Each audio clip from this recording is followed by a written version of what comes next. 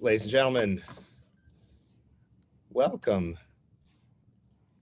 My goodness. Hello, everybody. I know y'all on mute. That's all right. Hello. Hey, everybody. The mute thing. Yeah.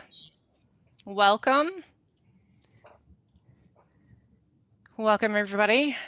Hello, hello. As we all start trickling in, we'll have people kind of bouncing in as we go. I'm just going to get this rolling.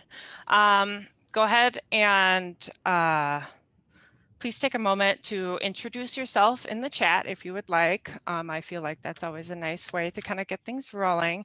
We have a really diverse group of music educators, professional musicians, music students, jazz enthusiasts of all ages tonight. So feel free to just drop in and say, hey, what's your name? Where you come from? What you do? That would be great. So hello, everybody. Hey, Crystal. Thank you.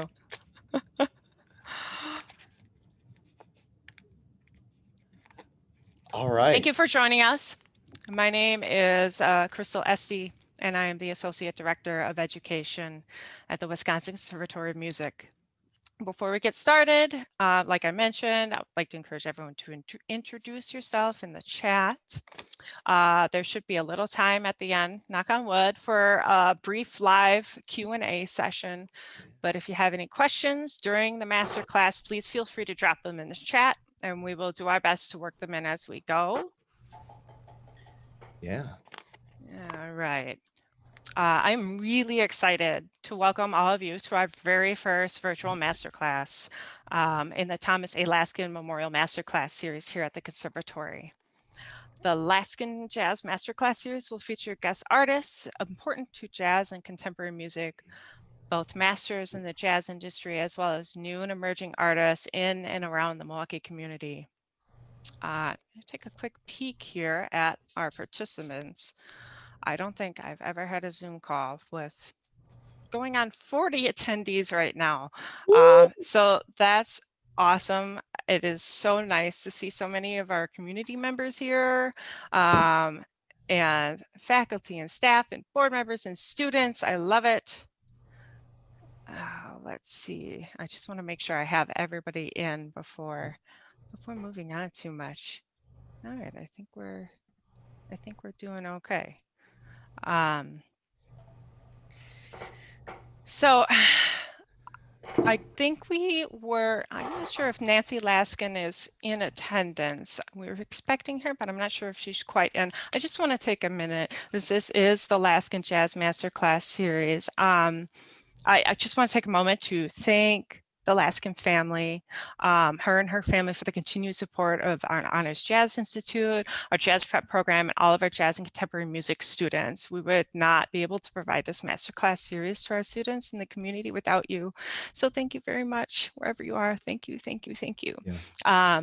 If you're interested in our Laskin Masterclass series and following more about it, you can check it out on our website at www.wcmusic.org for the latest updates on registration. And we'll be posting those updates pretty regularly. We have a few really great ones coming up after this one as well.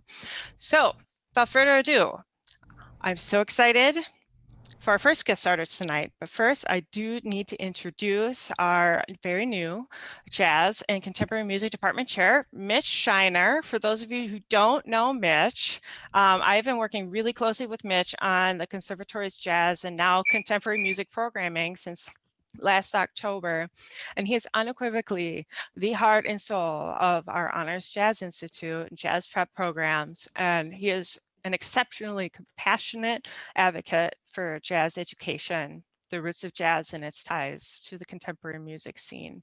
So without further ado, I'm going to turn it over to Mitch so he can introduce our esteemed guest artists for the evening. Thank you. Thanks, Crystal. Wow. Thank you. Yeah, as Crystal said, my name is Mitch Scheiner. I'm the chair of Jazz and Contemporary Music at the Wisconsin Conservatory of Music. I am a drummer, vibraphonist, composer, arranger, and I feel very fortunate to say that I am a student of our guest artist for the evening, Mr. Wayne Wallace. I first met Wayne in 2013. That's correct. In 2013, when he was beginning his move to Indiana University, I at the request and coordination of another professor, Michael Spiro, I picked Wayne up from the Indianapolis airport.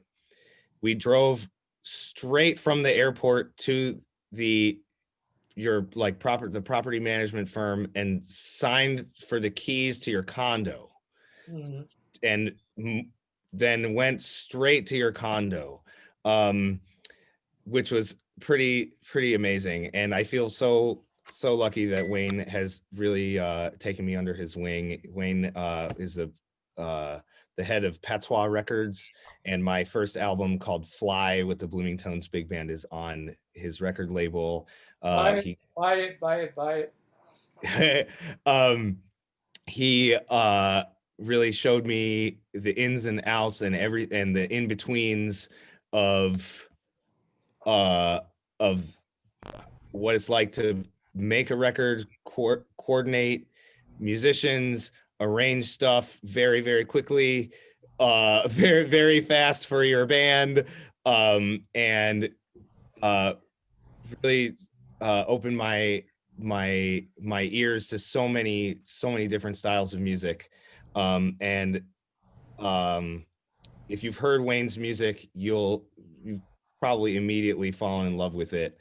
And I'm very, very thrilled to be able to bring Wayne here to the conservatory, and into all of our homes. So without further ado, 5-time Grammy nominee, trombonist, composer, educator, arranger, the voice of the teacher on the Peanuts cartoon, the Peanuts series, Mr. Wayne Wallace, Latin jazz extraordinaire, ladies and gentlemen.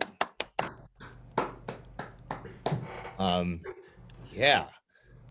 So, Wayne, I think that I feel like we should get started and listen to a piece of music of yours to just kind of like set the mood. Sure. I'd like to invite everyone. Yeah. Should ask questions. You should ask as many questions as possible.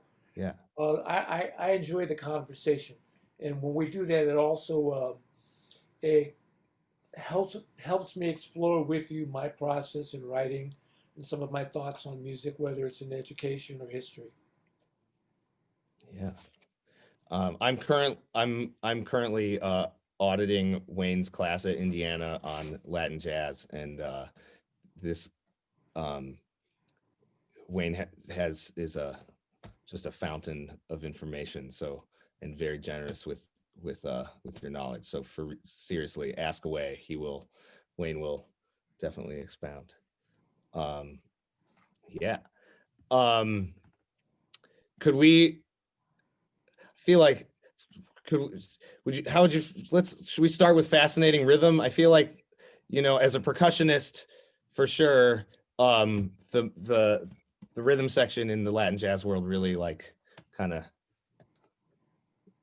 takes hold of my mind. I would say fascinating, but that would be too tongue-in-cheek, I guess. That's a good song because the percussionists Michael Spiro and John Santos on the record are well versed in not only Afro-Cuban percussion but Brazilian and R&B. They've done millions of recording sessions playing all those styles, and they're equally adept. And they both play bomba and they play plena, like from Puerto Rico. Mm-hmm. So they can take like a pop sound and put the whole folkloric hit on it in a very subtle way. Yeah. Let's see. let's see if because last hour we were having a little trouble with the links, but okay, I'm hearing it. Let's see. Can I share my audio, Crystal? Is that a possibility? Yep, should be good to go on that. Okay, cool. I'm gonna share my audio. Here we go. As long as it continues to.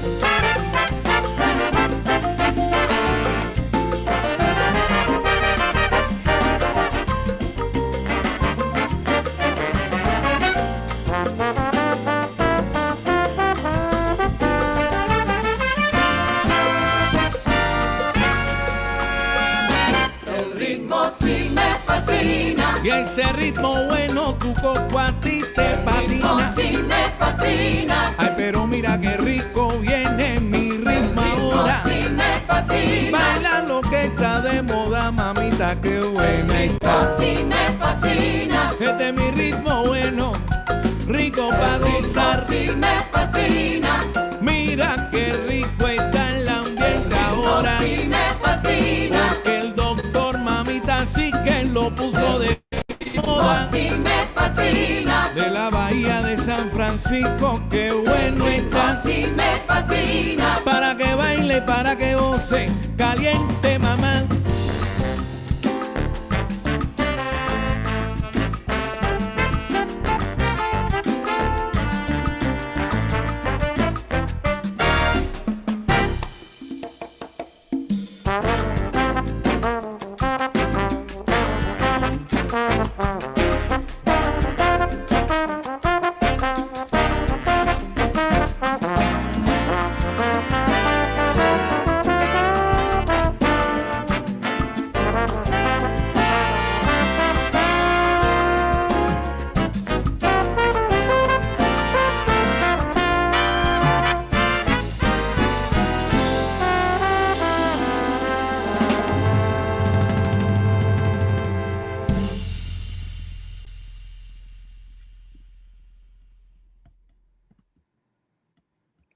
Yeah.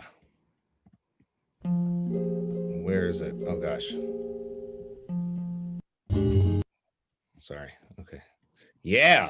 I love that arrangement. Thank I you. love that. Thank you. Yeah. Could you talk a little bit about how you blend? I hear so many different elements that, like, so many different elements in that arrangement. I definitely hear a lot of funk music. I hear straight up Cuban, like with the coro pregón. I hear a lot of some timba stuff. How do you go about bringing together these different kinds of concepts from around the world in your?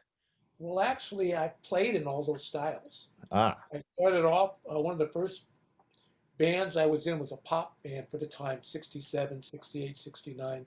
So Blood, Sweat, and Tears, Chicago. But at the same time, I was working in a James Brown cover band. So Lick and Stick, Cold Sweat, Papa's Got a Brand New Bag, was playing all those tunes. uh-huh.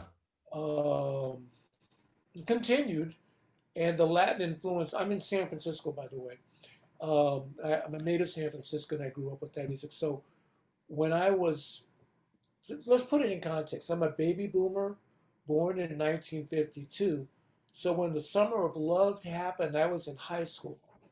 Santana, Jefferson Airplane, Sly Stone, all those bands were happening here in the Bay Area, and a lot of those people lived real close to me in this part of town I'm in. So I was influenced by them mightily. And as time went on, the student riots that happened in San Francisco State in 69 and 70, we fought to have a jazz studies program. So John Handy was teaching out there.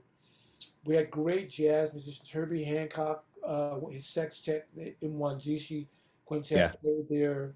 We had Bobby Hutcherson, on and on and on. But at the same time, we had Santana, Confunction, another R&B band. Yeah. Everybody passed through. And one of the things about this city, at that time in particular, we were multilingual musically. Everybody, Filipino, Chinese, Japanese, African American, Western European, we were all in mixed race bands. It's just look at Sly Stone's band and gender. We had women, the whole thing. It was not a big deal here. So we shared a lot of music. I played in the Asian American Jazz Orchestra. That band was nominated for a Grammy. Played in a ska band, an African band. I mean, straight up Afro pop. Yeah. And I had a chance with Nigerian beat music. And one song would last a half an hour. Sure. Wow. You want to talk about building up some chops and dancing at the same time? That's what we were doing in that band. Yeah. Wow. All of that. I like my music to be enjoyable, whether you're dancing or not. It makes you feel something on a visceral level. Mm-hmm. That's my bottom line. If it doesn't stir some type of emotion, you don't feel something, I don't think I've done my job. Yeah, absolutely. That makes a lot of sense. Cool. I see a lot of people writing in the Yeah. chat room, and thank you for all the kind words here. Oh, by the way, Latin jazz, like salsa, is a generic term, so that's the best way to describe it. Almost every style of music is centered around a dance, whether it's bomba or plena or son or cha-cha-cha, mambo. So yes, I agree, but it's the broad term that's used if you want to go into the educational part of the music, which we're doing.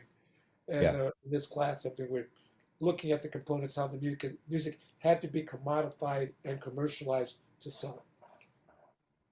Yeah. And Tom brings up a great, question, like, trying to be mindful of appropriation and over generalities to, a lot of times people can program especially in like younger bands, can be programming music that are like kind of cheeky in a way that kind of like, it's like cheeky kind of points you in a direction it has like a Spanish flavor, I guess, but without really being too authentic, Yeah. It becomes nondescript and doesn't really speak to anything. I would go back, if you want a recent encounter with the 70s, 80s, go back to Queen and look at that movie. Remember, like Bohemian Rhapsody, the record company didn't want to release it, Uh-huh. but it became their biggest hit. Right. That was the freewheeling and the thinking. What barriers? Of course, we're going to do something classical with this. It's got rock in it. It's beautiful. It's opera. And they go, it'll never sell. Okay, Right. we quit. You know, it's a you need. I think as an artist, you need to follow your muse. And if it Yeah. doesn't work, so what? Yeah. Let it not work. Fine. Yeah. Yeah. Right on. Yeah. So you've worked with, I mean, you in our last hour, you went through a short list of your bio, but some that really stick out to me are Earth, Wind and Fire and Santana, for sure, who are definitely, huge icons of music. Can you speak a little bit about your experience working with Santana? Because Santana's is from the Bay Area, right? Yep. You see, So did you come up with him, or? no. Originally, okay. he grew up. He's a little older than me. He grew up in Mexico and then moved to the Bay Area. Okay. And the Santana band hit in 1968 with Bill Graham as their manager. Uh-huh. And for those of you old enough, and for those of you young enough don't know, Bill Graham had the Fillmore West, Winterland, two of the biggest rock clubs in the 60s. And he was asked to book all the acts at Woodstock in 1969. Because nobody had done that before. Woodstock was the first time a big rock festival like that had ever happened. Sure. And he said, I'll do it on one condition. You let me bring my band Santana, which no one had ever heard of at that time, to Woodstock. And it changed the whole concept of Latin jazz, salsa, everything.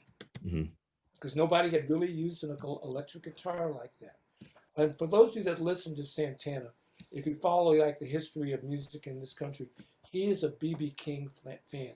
Almost all of his licks are B.B. King licks. Huh. And then kind of put in a, I guess, Caribbean context. Yes, very much so. There's a great video called The Roots of Rhythm, Latino USA, where the band members talk about their guy from Nicaragua, a guy from Mexico. They just came together and made the sound because the Bay Area is like that. Being a coastal city, you get all these different influences, and there isn't the stratification like you can get in New York. If you live in a Puerto Rican neighborhood, if you live in a Dominican neighborhood, you don't go out of your area. That's not not so much here. Yeah. Right. That's awesome. Cool. Yeah. We have a question from Steph. I want to hear how you got into working with Earth, Wind and Fire. I got lucky. I was working with Narada Michael Walden, the record producer who produced Whitney Houston, Aretha Franklin, Kenny G, a whole bunch of folks. Yeah. And it was toward the end of Earth, Wind and Fire before Maurice White got sick. And they wanted to do this one-off tune called System of Survival. Yeah. And so it was myself, Jerry Hay, the fabulous Jerry Hay, another alumni of Indiana University, and Mark Russo from the Yellow Jackets as the horn section. Just getting to shake Maurice White's hand was enough for me besides playing on the record. Wow. Because he was an inspiration for all my horn arrangements and everything I'd ever done. To play, after I did that recording session, I went, I'm good. Doesn't matter what happens after this. This is great. That was amazing. 86, 87. The song is called System of Survival. And actually, it's very topical. It was about what was going on with the Iran-Contra scandal with President Reagan. That's why it's called System of Survival.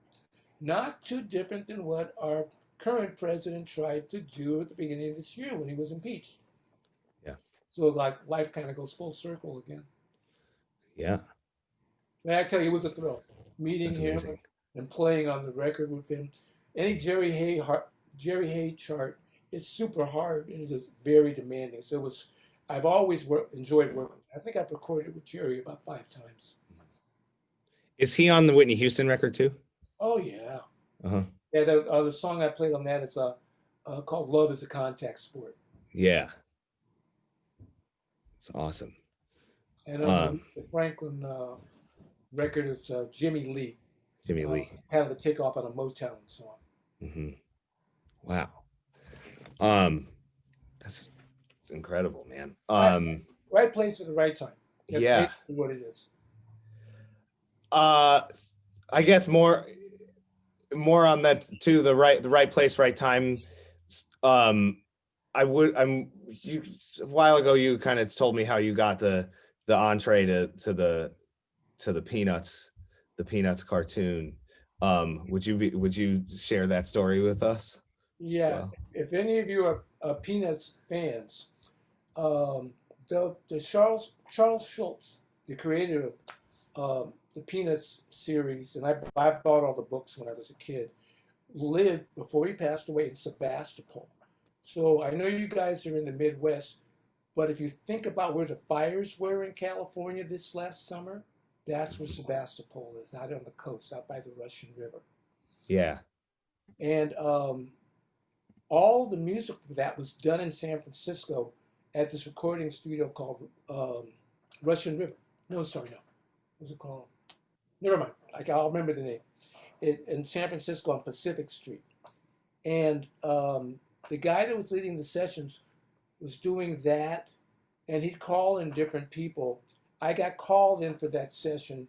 I left my plunger mute upstairs. I got to go get it. For a bunch of those Peanuts cartoons and other things. But one in particular was the Great Good Grief, It's a Great Pumpkin, Charlie Brown. I don't know if you guys have ever seen that one. Yeah. And the big thing for any trombone player to come in there was to play the teacher's voice with a plunger mute.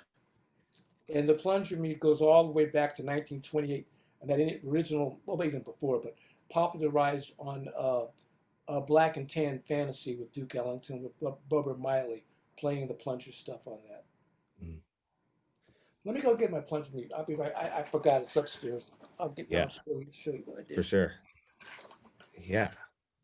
Right on. Yeah. I'm gonna try and share another. I'm gonna share another song while Wayne's grabbing that too.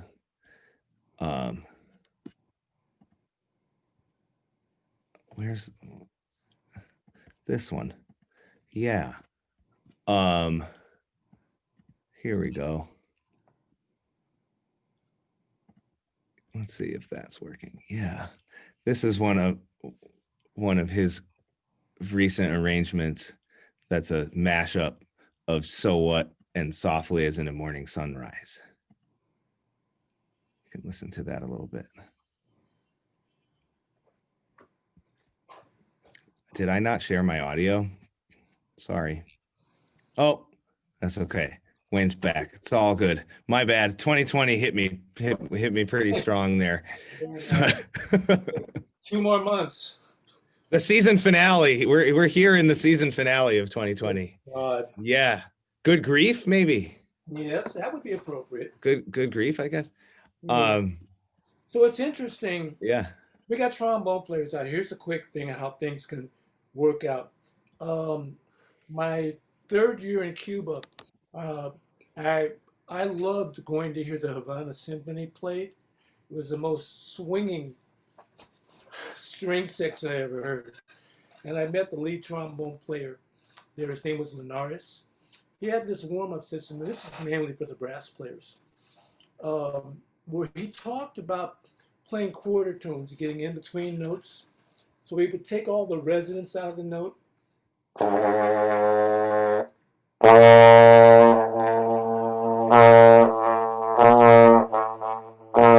And you see how it's kind of like a synthesizer when you move the resonance dial on the old style modular one. Mm-hmm.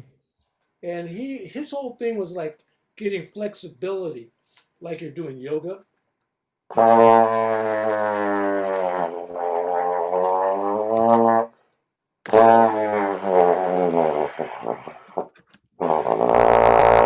Yeah. Most brass players will develop separate embouchures, like for the low range and mid range. So if you're playing here, you'll see a young player do this.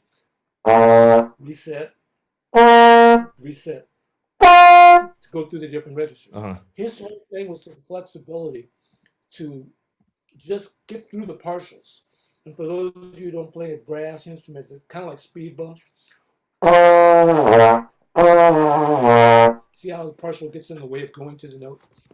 So by doing that, it's like learning how to slur bang. And I found out, as I was doing it, I could do things like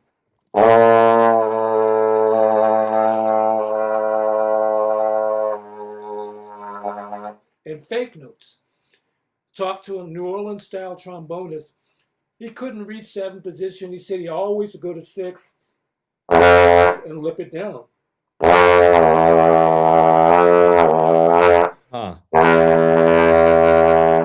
So I started using that back in the 90s.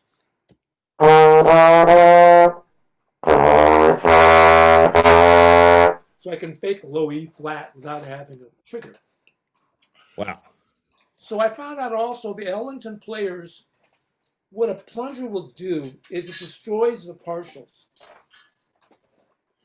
So if you do, and you put the plunger mute, I don't know if everybody gets taught plunger technique, but you never cover the whole horn. It's partial, so you can break, a partial covering so you can break the partials. See how much easier I can slur that? And then I realized that part of that was just like doing this thing I call smooshing.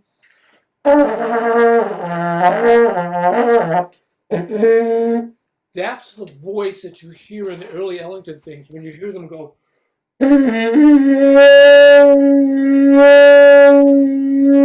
See, I'm getting the half step without moving the slide. Part of it's my chops.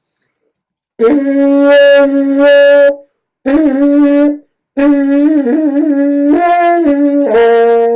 St. Louis Blues, playing the G flat. And then you reverse it.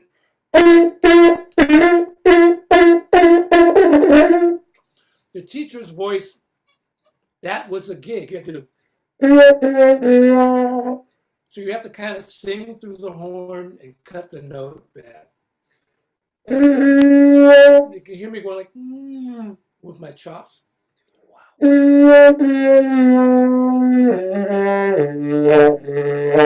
So I get rid of the note as opposed to a.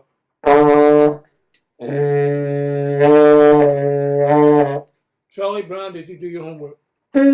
Sorry. The teacher would go, no, I didn't do my homework. And like, why and all of that stuff. So we had to interpret and infer what the teacher was saying. It was fun. It's amazing. I've being in the drum chair, I've always like looked over and seen the trombone section and trumpet players doing that, but like seeing that up close and personal, how you do that with the like breaking the partials and how the air works with that is really amazing. Well, actually, while we're here, I can show you what the Ellington people did. Sure. This one's here in the room. I don't have to go far. Cool. Yeah, we have some great questions coming up too, so we will get to It's a funny thing. Since I've been teaching at Indiana, it's made me go back and kind of look at my career. Being born in 1952, I kind of sit in the middle of like the older jazz musicians and the young people and etc. So I got different history lessons. What the Ellington band would use is this thing. It's called a Pixie Mute. Yeah. And it lets you get the play in tune. As soon as you try to play in the upper register with this thing, you can't play in tune. It just goes all over the place. Yeah. The Pixie Mute helps you center the sound in the pitch.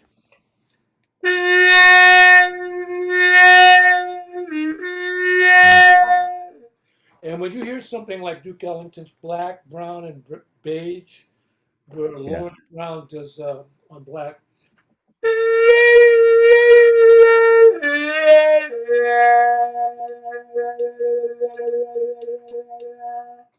that's what the Yeah.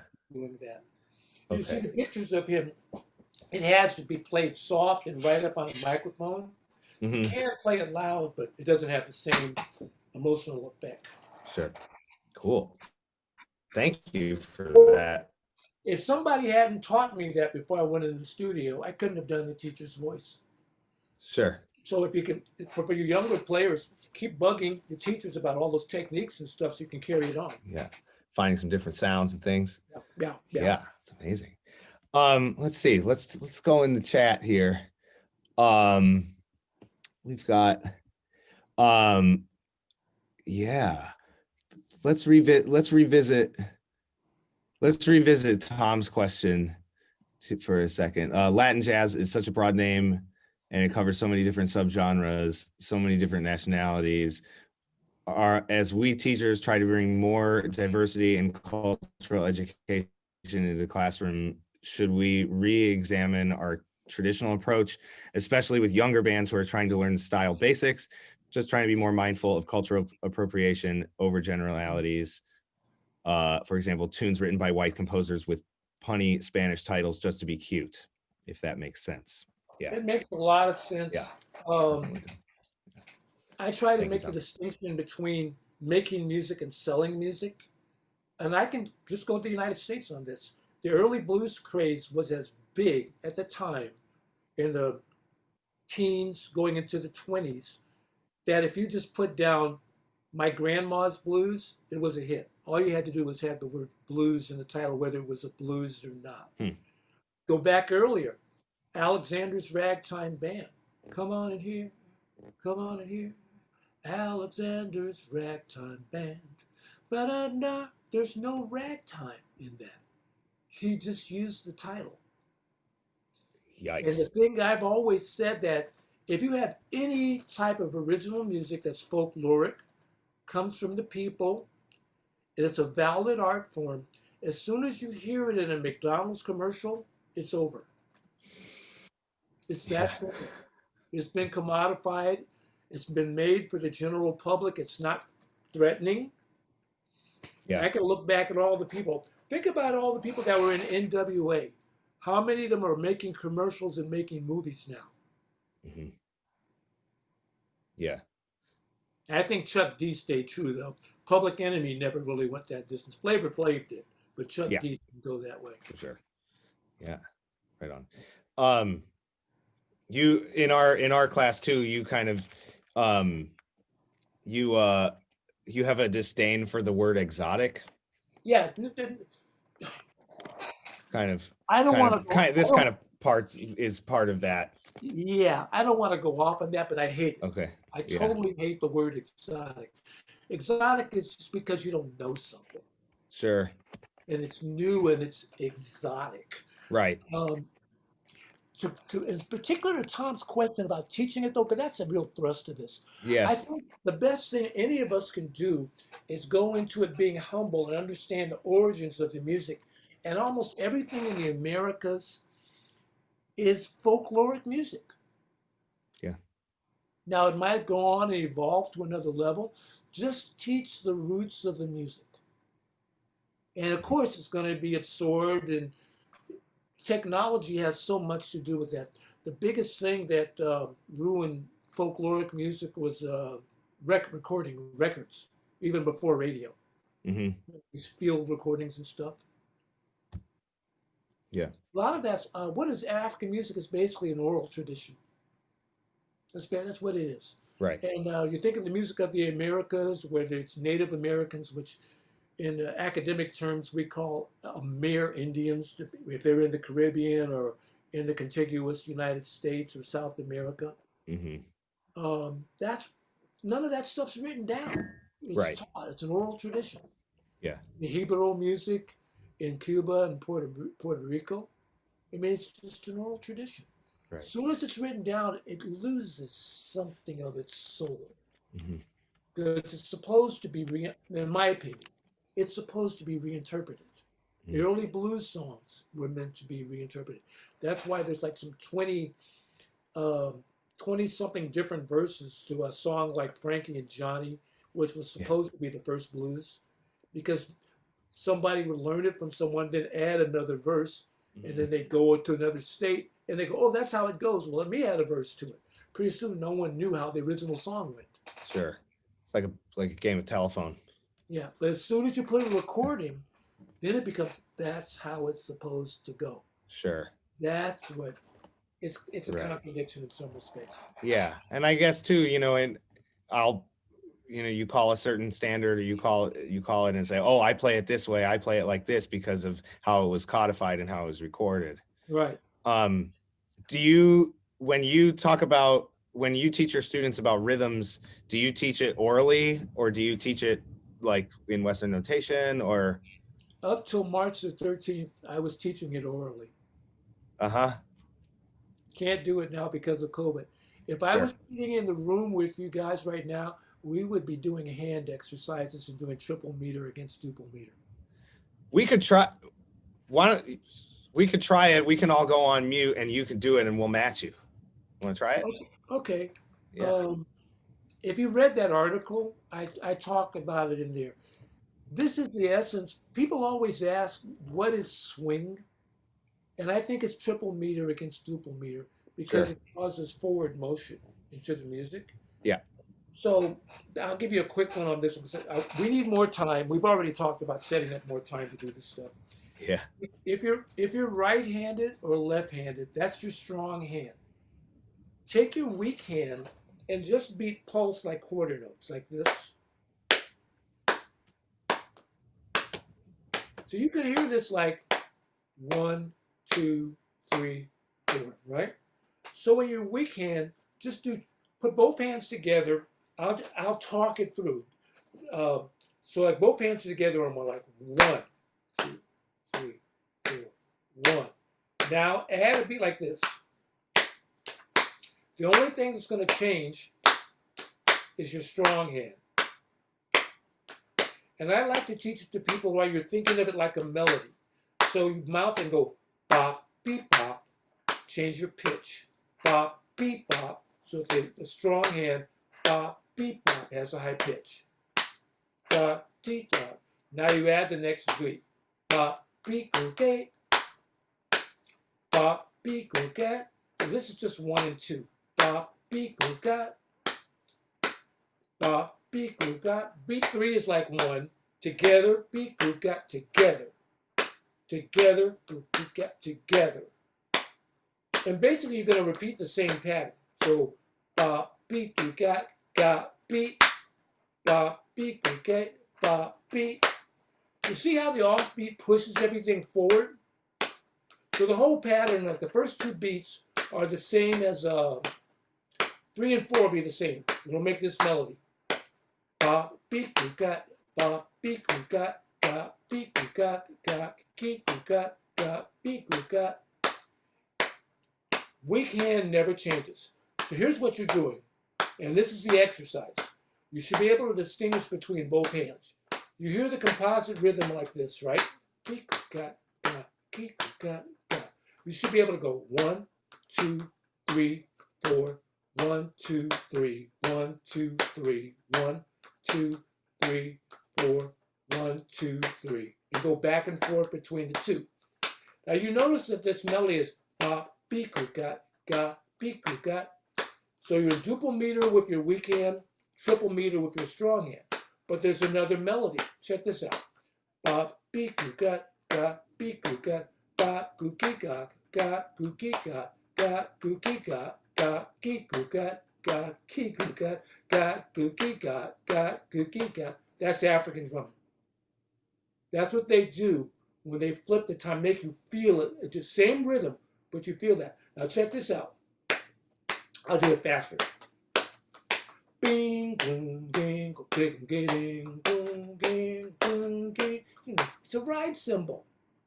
It's what the bass players play. Dog walk the dog. No bass player goes ding, ding, ding, ding, ding. They go. They're hearing ding, ding, ding, ding, ding, ding, ding, ding, ding, ding, ding, ding. All the swinging bass players are hearing the triple meter underneath the duple meter, and if you're playing like footprints, you're hearing 1, 2, 3, 1, 2, 3. Ga ga ga ga ga ga. We don't have time. Ga ga. The one in triple meter. This is where Mitch can help you. Pulse again. In the 6/8 clave, you end up going ga ga go ga go ga go ga ga go ga ga ga go ga ga. Ba be go be do dee for Afro blue. Ba boogie googie or footprints. Do dee dee do dee do dee dee do do dee dee. So I don't know if Mitch has shown you guys like the videos on bata drumming. That whole conversational thing, the hocketing, the term that's used like in Chilean music and music of the Andes, where there's separate parts that speak and make the whole of the conversation. And the really good jazz writing, Maria Schneider, everyone across the board, they use some form of what we just did called hocketing.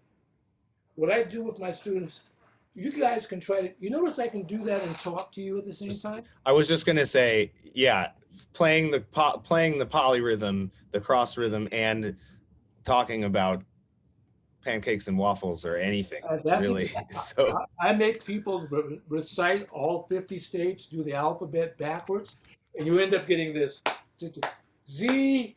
Oh shit! And it stops. And it just stops. And people get like, fine, just keep doing it. We get it. So, what'd you eat for breakfast today? Oh, I had some pancakes and eggs. And eventually it just gets internalized. right. And it ends up being internalized in your playing. So I'm tapping my foot.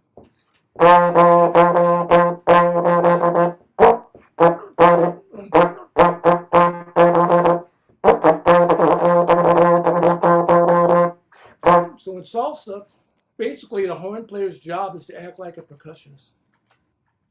So if you don't do those rhythms, you can play all your bebop licks, but they're not going to cut through the band. Mm-hmm. You have to basically think like a drummer. Yeah. So when you're improvising in a Latin jazz context, I guess, in a Latin jazz context, you're not really thinking about your bebop licks, and you're more thinking rhythmically than linear stuff. Is that kind of what I'm hearing? Or? Back and forth between the Sure. two. You can take a tune, like a good tune for young players to work on is blue bossa. Yeah. And you can play your bebop scales, you know, and it floats only between two keys. So it's right. C minor, then it goes to D flat major. Yeah. You get both ideas. So ba ba da da ba. Why can't you go?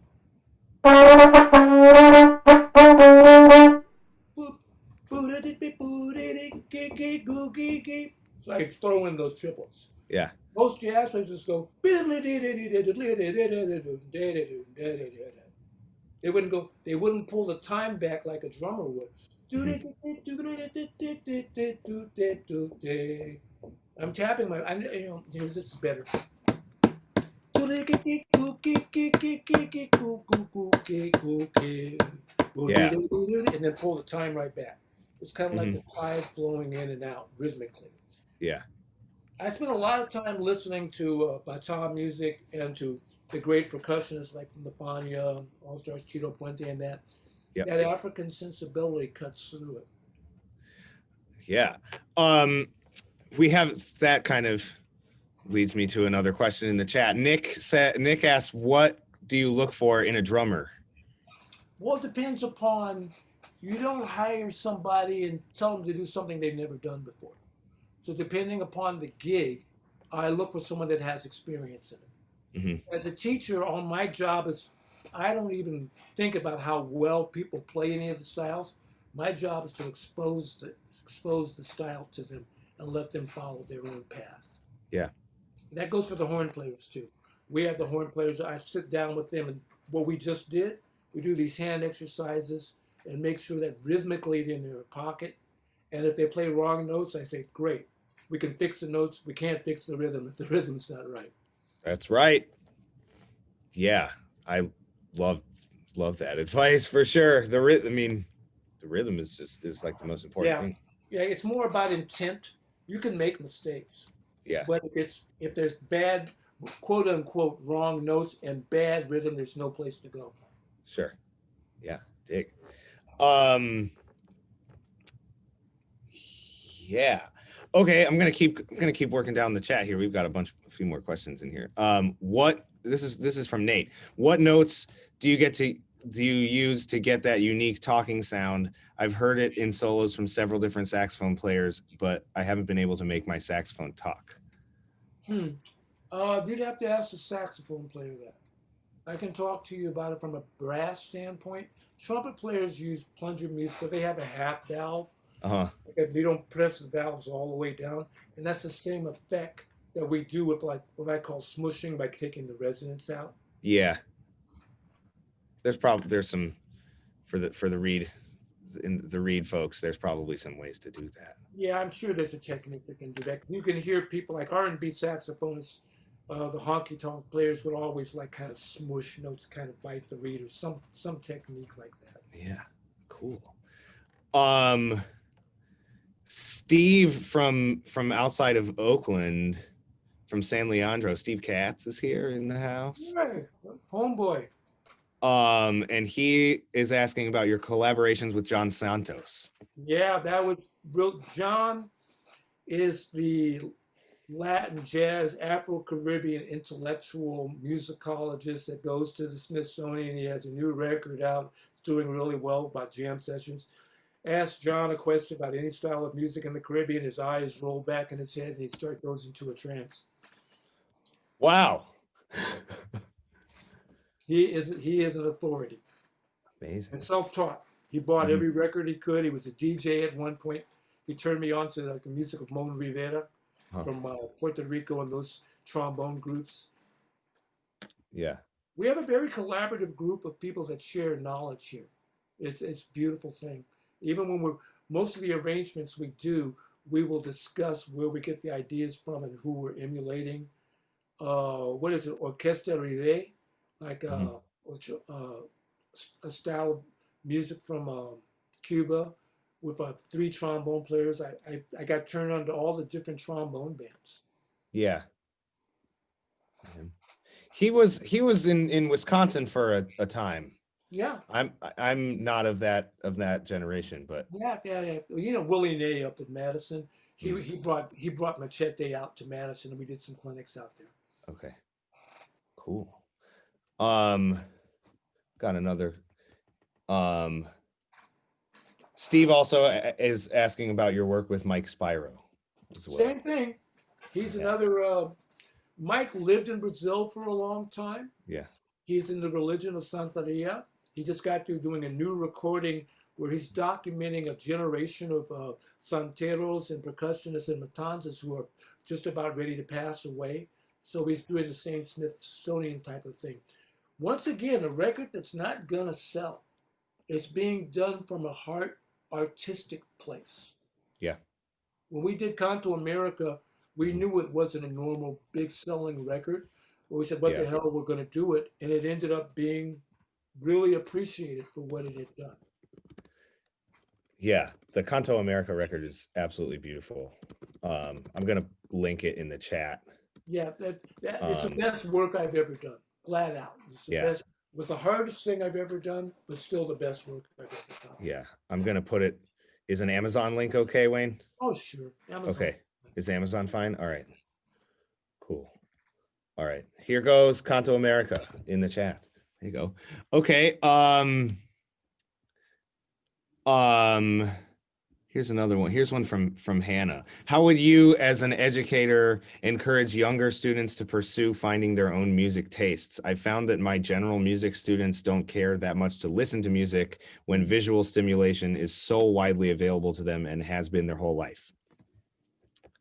That is an ongoing conversation. Mhm. Paradigms change with the advent of, not the advent, with the recent wave of technology. People are not encouraged or presented the materials or the challenges to do that. Yeah. Think back about someone like Ornette Coleman. He came up with a totally original sound because he wasn't influenced by technology. Yeah. Now the question becomes, can that ever happen again? Hmm.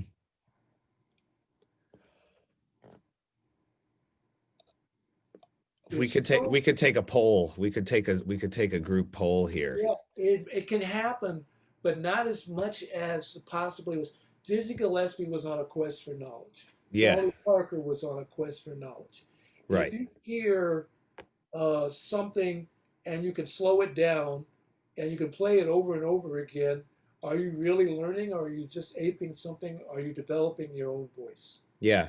There's less clubs to play in where you can develop your own voice. Yeah. A lot of times, you get hired you play in a band that you should sound like a certain way in order to get into this band, and this certain club is only going to hire you if you are sounding like That's X, right. Y, and Z. And I guess that, I mean, there are some pockets where like the emphasis of creativity is definitely there, but I feel like 2 generations ago, really like, you could really be your absolutely most creative self, I guess, and I don't explore. think it's a Maybe. problem. You No. can be creative every day. Yeah. It's just a matter of how you want to present it to people. Sure. You shouldn't let Yeah. anybody restrict your creativity. Get up and write. Write in the Yeah. morning, even if it's just 4 bars. Write Uh-huh. something you really, really like. Yeah. Then maybe come back to it later. That four Yeah. bars made in the morning. Well, I'm going to write 4 bars. Oh, wait a minute. There's 32, and this sounds really good. Yeah. That's great. That's kind of how I approach it. If I sit down, Duke Ellington had that quote. He'd come in from a gig at night, walk by the piano, typical Duke Ellington. And as he walked by the piano, there was a flirtation. I went over and I played a couple of notes. And pretty soon, it was 5 o'clock in the morning. Right. A couple turned into a couple hundred. Yeah. There you go. He had a way of describing that stuff. Yeah. Even so, you work mostly with the students at Indiana University who are mostly music students, right? Some are. We're getting some that aren't, and somebody Uh-huh. like the salsa class, and Yeah. I do a class on the history and R&B. We get people that aren't music majors. Sure. Are you finding that people are more interested in like the visuals than in the music, I guess? It's unavoidable, yes. Yeah. Mm-hmm. For sure. Somebody posed an interesting question here I'm seeing in the chat. As a student, this is from Doug. Yeah. As a student, do you think there is value in attempting to write your own tunes? Absolutely. Even if you may not be very deep into the styles. You should write every style you can, because you never know when someone's going to ask you to write a commercial. Yeah. Or else, even if you don't write it, just learn how it works. Mm-hmm. I've been asked to write Ricky Martin style things for Macy's about 5 times. Whoa. La Vida Loca says, you're going to hate this. We want something that sounds like La Vida Loca, but it's not La Vida Loca. So go ahead and write it. How about this? No, that doesn't sound like La Vida Loca. You told me to write something that doesn't sound like, well, that's too far away. Can you write something that's less like that, but not like yes, whatever you want. Mm-hmm. Wow. Right on. It's a hard balance. It's a hard balance. How when you feel comfortable enough to say, oh yeah, I'm going to put pen to paper. I just say write. If you guys want to be creative, buy the book of The Artist's Way, and it just talks about being creative every day. Yeah. That's all.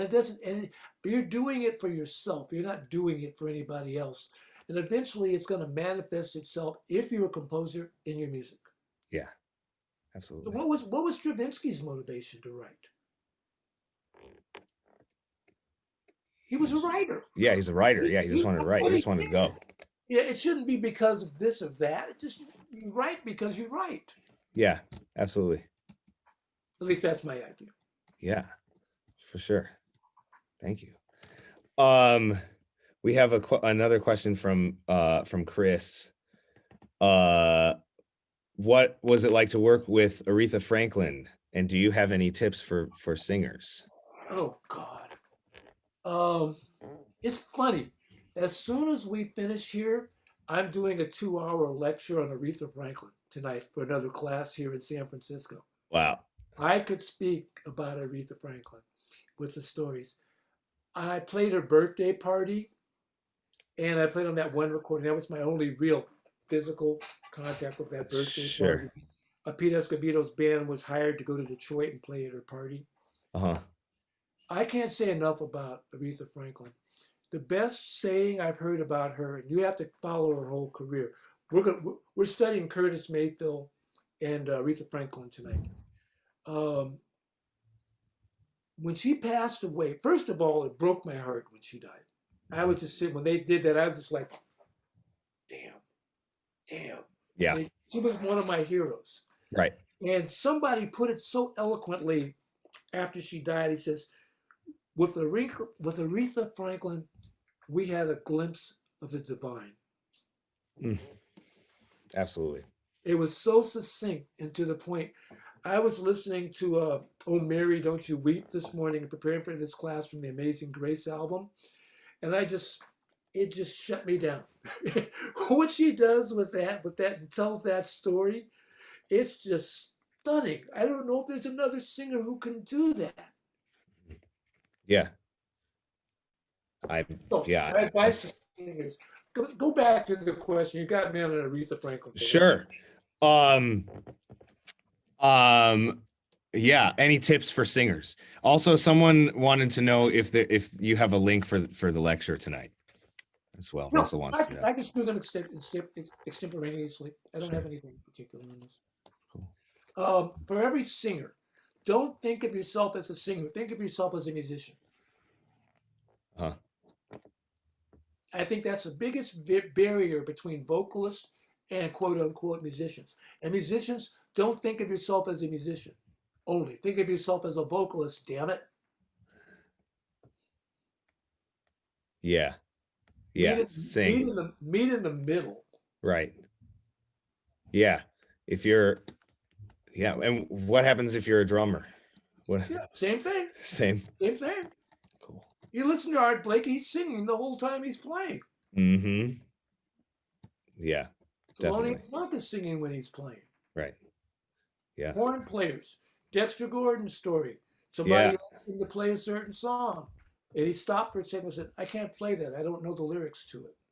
Beautiful. It's amazing. It was a different time. Right. Yeah. So in tune with the songs that you play, if you don't want to play a song you don't know the words to. If I were to do that, I wouldn't be playing at all. Like, well, you don't have to absolutely know the words. Like as a kid, I heard my parents had 3 Nat King Cole records. Uh-huh. And the tune Our Love Is Here to Stay was my favorite on one of them. Yeah. And that stuck with me. I can't phrase it any other way than the way Nat King Cole. I heard it so many times. And as a kid, before I was playing jazz, I'd learned the lyrics to that song. Yeah. Mm-hmm. Yeah. Awesome. Great. I think we've got another question here from Notorious NBK. Notorious. Sweet. I think you put your other alias in the chat before, but one of my favorites is Manny Okendo y Libre, amazing trombone section out of New York, I think. Do you think there's a difference between West Coast, if that's an appropriate way to categorize your music, and an East Coast Latin jazz? Is Okendo jazz or dance music? Well, that's really interesting. you must know my history because I recorded with those guys. Did a live album with them here in San Francisco. It's Manuel Kendo. It really affected. Papa Vasquez was in that particular version of Libre. Yeah. It really affected my playing, listening to him warm up and how he was used as a soloist. Yeah. Yes, there is a difference. There is a definite difference. There's a term called salsa dura, hard salsa, and that's kind of what Jimmy Bosch and those guys come out of that school. Manuel Kendo was a percussionist in Tito Puente's band before he started Libre. Yeah. So they really got into the Puerto Rican style of salsa. Mm-hmm. So when you hear a song, Elena, Elena, Elena, Elena, Elena me dice así, por Puerto Santo, pa Puerto de Marani. You hear that and it's a straight up plena all the way plena. through. New York style. And they were unique in that respect. I have a video of that. I can share that with you at some point. Whether who was it? Was hosting saxophone. I can't think of his name. Was hosting a show and it was featured. They featured Libre, so Manuel Kendo and Libre, and it was just. See, who is it? Jimmy Bosch? Mario Ortiz? No. It's David Sanborn. Sanborn, okay. David Sanborn. And it was Jimmy Bosch, Steve Teray standing next to him. Yeah. Jimmy Bosch solos and Steve Teray just going. Yeah. Just digging on some Jimmy Bosch. Yeah. That style. Mm-hmm. And I did that gig with Papo Vasquez I just told you about, and I'm standing with Papo.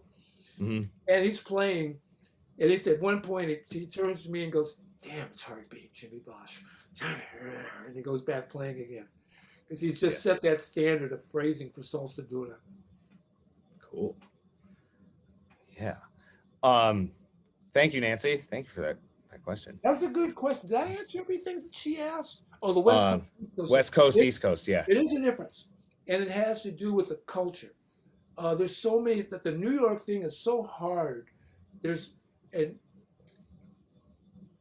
vulgar way to describe it, which I won't do, but there is a difference. Yeah, there's a series of jokes that totally typifies with them. And I've had that experience in New York the times I've been there, and I can tell you it's true. Yeah, for sure. Got a question from Julian. I'm thinking of going to Indiana next year, going to Indiana as a performance major next year. But after seeing all the terrible situations other performing musicians are in right now, do you still think a performance major is still worth it? Well, that's interesting. We're one of the only schools that actually has major performing ensembles live. The head of the department, Tom Walsh, found a way with, if you watch some of our videos, his mother, Tom Walsh's mother, made these masks that brass players can play. We're doing all our performances, our Latin jazz ensembles playing next Monday. We're playing live. Yeah. It's being streamed, but we're in a room. We're socially distanced. Sure. And it's real. Yeah. So I can say I have to give so much props to Professor Walsh because he was fighting the administration because they didn't want us to. Sure. But it ended up that CBS found out about these masks and he did a national program about them. Wow. Yeah. So that's amazing.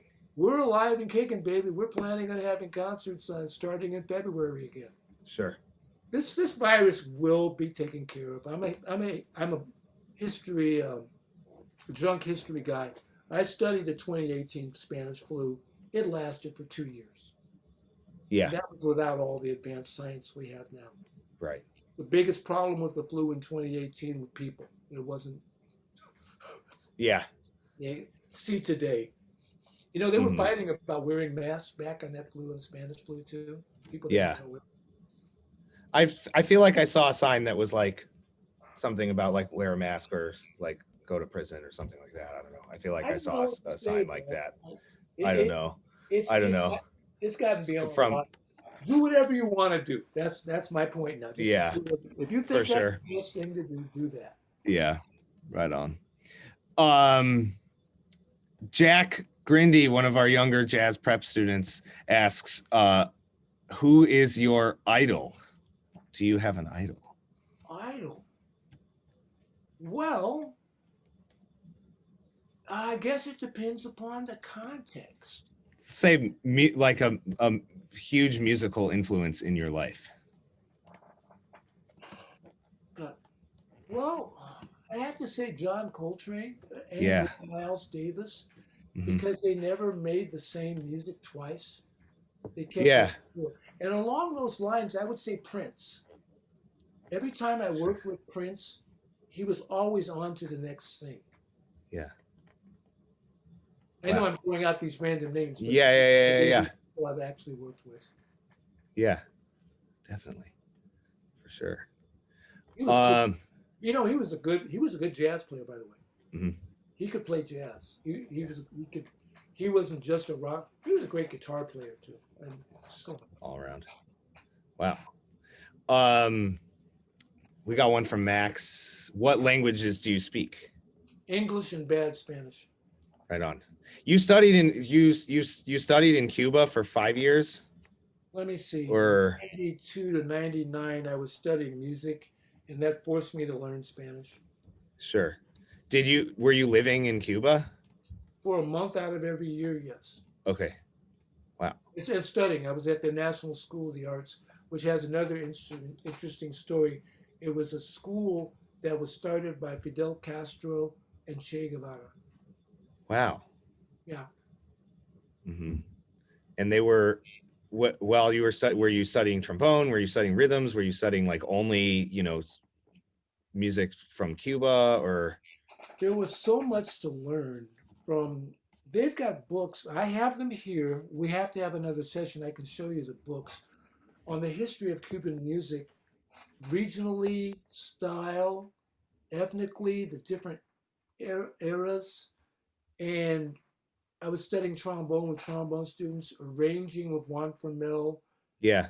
Chucho Valdez, and other lesser known arrangers who were really freaking good. Yeah. They didn't have the big names, but boy, did they know their stuff. Mm-hmm. And then, you know what the Cubans wanted to talk to me about, which forced me to learn Spanish? They wanted to know about Martin Luther King and Malcolm X. Yeah. Because it was the whole thing. I think I said it earlier. I was there when the fall of the Soviet Union. They didn't dislike Americans. They disliked the American government. Yeah. So That's about right. We had these wonderful conversations. Sure. I got to hear a Fidel Castro speech over the radio while I was there. It was a 3-hour speech. He didn't take a break. He was famous for those things. Yeah. Yes, Prince played jazz. I see that. Yeah. Yeah, and Prince's dad was a jazz musician. Yes. Cool. The status of Cuba is Yeah. going to change if we ever get Biden in there again. It'll go back to the way it was when they'd opened up relations. Mm-hmm. Definitely. I would love to go. We should. Hannah asks, have you ever felt anxiety as a performer, or have you ever felt a pressure to succeed that became more of a hindrance than a help at any point in your career? If so, how did you overcome that? Anxiety as a performer, which is why I stopped playing classical piano, because I sucked at it. I knew when to get out, one of the smartest things I ever did. Yeah. Have you ever felt a pressure to succeed that became more of a hindrance than a help at any point in your career? Not really. I've always liked that thing they talk about in sports, because I'm a sports fan. Where you're at is where you're at. You can't make it go any faster. Yeah. I go with that. And all of a sudden somebody goes, hey, I like that. And you go, oh, good. I did the right thing. Yeah. If so, how did you overcome that? Just kind of go blind. One foot in front of the other. See what happens. Yeah. The first Grammy nomination I got, I wasn't even paying attention. I had fallen asleep on the couch. It was 2011, 2010. And one of my students called me and said, hey, you got a Grammy nomination. Huh? What? I just put out a record. That's all I did. Sure. Yeah. I went, oh, Well, this is a good thing. Then the phone calls started coming in, and I had to take it seriously. Yeah. Wow. Right on. Yeah, it's amazing just kind of being in the right, putting out your content that's putting out music, and that's just like straight from the heart, and you can, everything else falls into place after that. It's really beautiful, Wayne. If the music doesn't excite you, you shouldn't put it out. Yeah. I mean, that's my bottom line. If I'm not excited, even if somebody doesn't like it, it doesn't matter, as long as it does something for me. Yeah. Right on. Probably have time for one more question. You got to get ready for your next lecture. Yeah, I can do at least 2 or 3 because all Two I or have to do- three? I just got to go click and I go on to the next thing. Sure. Right on. Who are your favorite jazz arrangers, particularly when it comes to horns? From Steph. This is from Steph. And harmonies, any favorite jazz waltzes? Any favorite I'll do waltzes? the horn player thing first. Okay. Yeah. Fred Wesley when he was with Parliament Funkadelic. Fred Leslie. Tom 84 with Earth, Wind, and Fire during that really good period from All in All and those records with Fantasy. I mean, that was stupendous. Jerry Hay, of course. Yeah. I was a big James Pankow fan for what he did Never with heard the of him. three-piece horn section with Chicago. He got so much out of 3 horns. It was unbelievable. Yeah. James Pankow. Bad dude. Cool. Seriously bad dude. Awesome. Do you have any favorite jazz waltzes? Well, the version of My Favorite Things from John Coltrane. Yep. Blizzette is great. Hmm. What else? Those are so different. Oh my goodness. Yeah, I know. That's Wow. what I like about them. Love that. Yeah. Hmm. Emily's Yeah. And Johnny Mandel. I could probably think of some more, but those come to mind right away. Yeah. Cool. Thank you. What is the first thing you do when you're writing a new piece of music? I guess have a concept of what I'm going for without being specific. Uh-huh. I've been commissioned to write a piece about Black Lives Matters for the Bloomington Jazz Festival coming up next year. Yeah, in And Indiana. I spent the last 2 months just conceptualizing what does that mean, Yeah.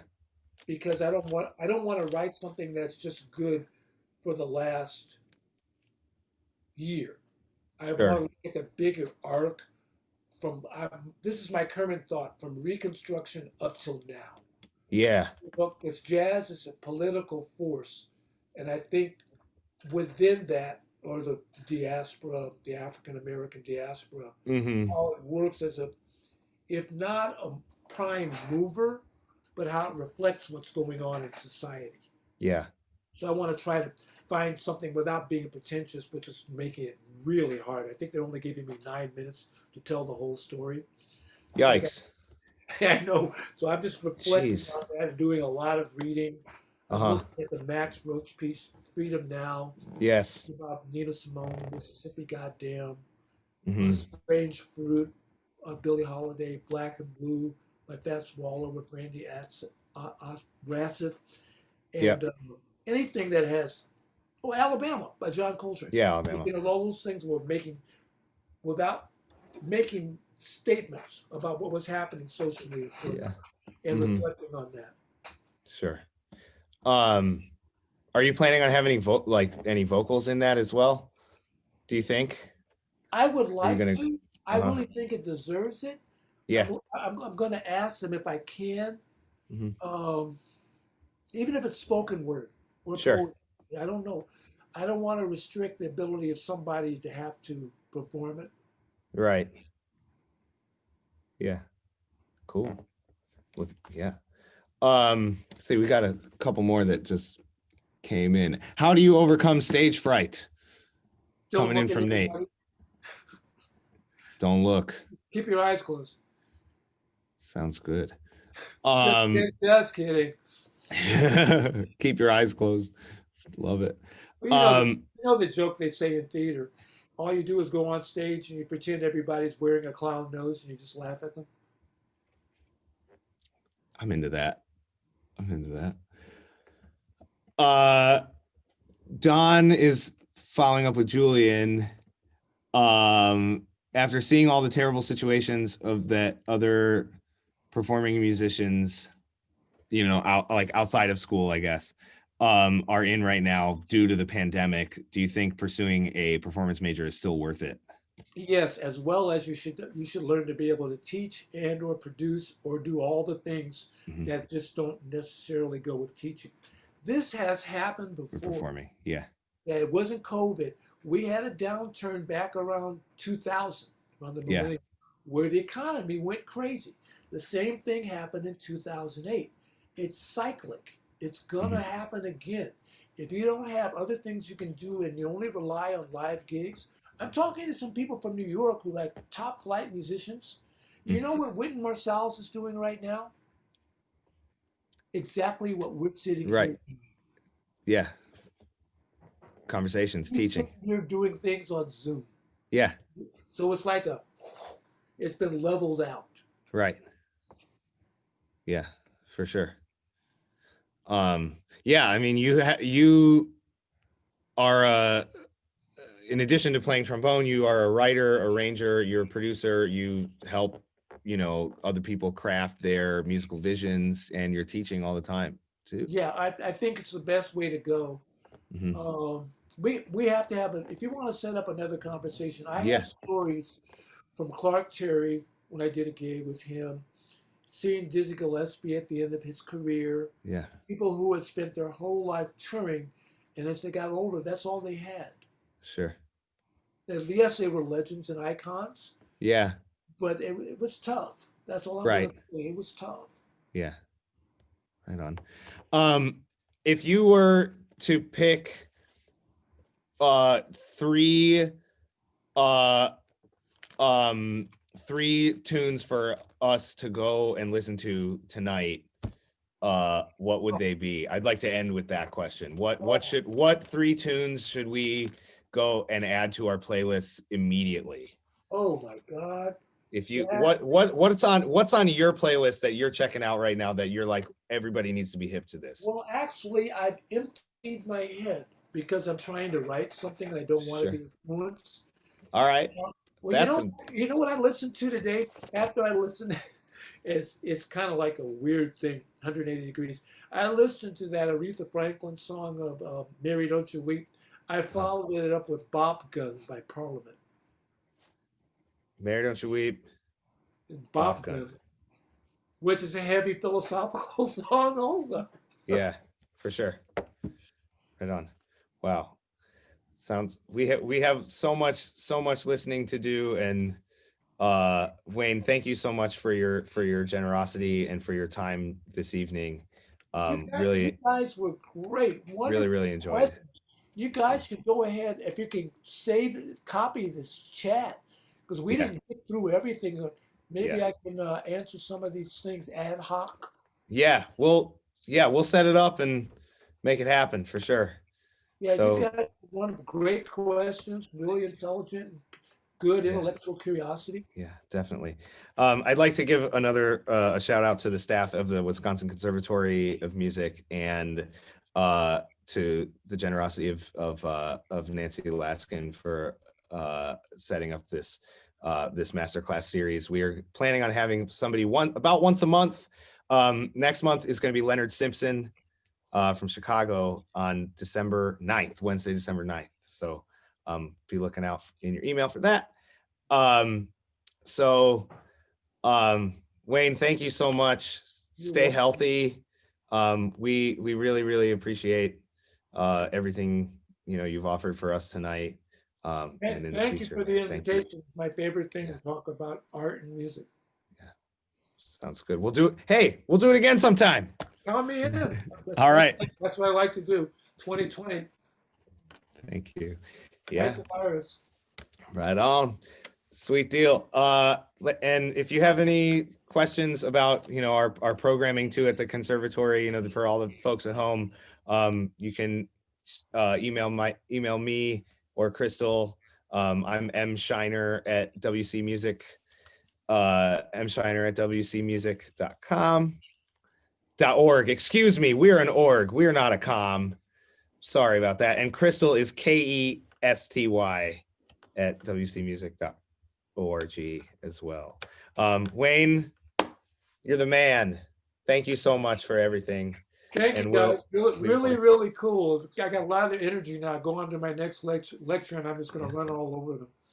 Sounds good. All right. I wish them luck. Hey, I'm pumped and ready to go. All right. Thank you, Wayne. See you. Thank you, guys. Bye.